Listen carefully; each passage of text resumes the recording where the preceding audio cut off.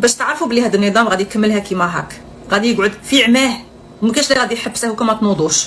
اسمعوا هذا اللقاء التالي تاع تبون، اسمعوا واش قال على الموضوع تاع دعم الجزائر للقضيه الصحراويه. اسمعوا.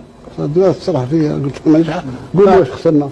مثلا في المواقف تاع الجوار احيانا نكون في مواقف اللي مبنيه اساسا على اساس مبادئ سيد الرئيس، لم تبنى على اساس براغماتي. مانيش والله ماني فاهم انا باش نعجب فلان نتخلى على مساندة الصحراويين. انا مع استقرار المصير تاع الصحراء الغربيه تاع الجمهوريه الصحراويه، ضيعنا فيها مال قارون، اموال طايله بمليار دولار. الحاجه اللي لكم تعرفوها كل هذا اللقاء مرتب مسبقا من المخابرات، الاسئله معروفه والاجوبه موجدينها له ومخبرينها اش يقول وش يهدر. العجبه هي بلي الرئيس لاول مره عيني عينك يعترف قدام الشعب اللي الجزائر صرفت مئات الملايير من الدولارات على القضيه تاع البوليزاريو على مدى 50 عام ولا اكثر.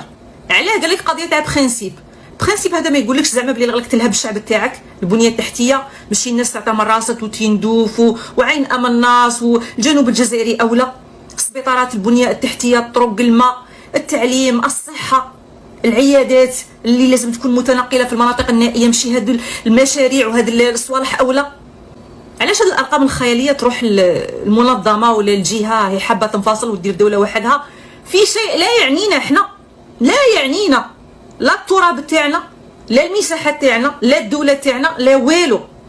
باغي تتضامن معاهم بالهضره كيما الناس يقولوا، تقول هكا خطاب ولا تقول لا نحن نتعاطف منا ومن حقهم، بصح انك انت تتبنى القضيه تاعهم بشكل كلي وتولي تفورني عليهم، تولي الشوغر دادي تاعهم. السلاح، التدريب، المواد الغذائيه، الاطباء، الطيارات رايحين وجايين تاع القوات المسلحه الجزائريه. بزاف عليك بزاف، اغسل يديك من هذه القضايا تاع الهم غير باش تبين روحك زعما بلي انت راك رافد حاجه، رافد علام تاع كاش حاجه. الاولويه يا فم الجعبوط هو للشعب الجزائري، للجزائريين اللي راهم باغين يهربوا يهاجروا من البلاد، ما كاش لا باغي يقعد فيها.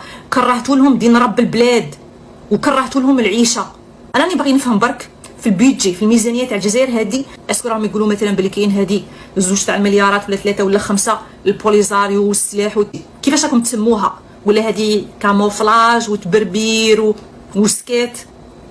انا ما على باليش الى اي حد المسؤولين والنظام الجزائري يمكن ان يقوم باتخاذ قرارات غبيه وتكون السياسه تاعه غبيه وغير عمليه بالخساره على الجزائريين انفسهم.